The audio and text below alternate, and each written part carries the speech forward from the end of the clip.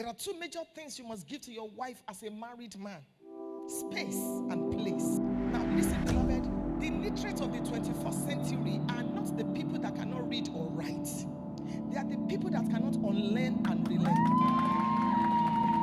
Stand beside the man, fan him to flame, encourage his heart, and the man should do the same for the woman.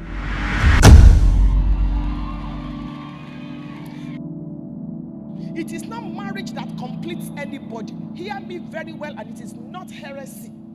If you are an incomplete human being, you will meet and marry an incomplete human being, and you will have an incomplete marriage. What is important, more important in marriage, is for you to be the right person.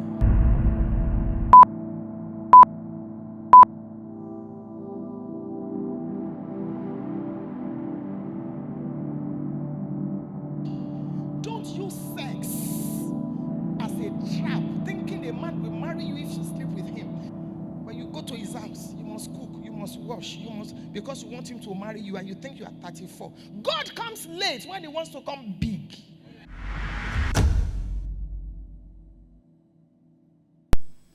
Your marriage can never be exactly like another person's marriage.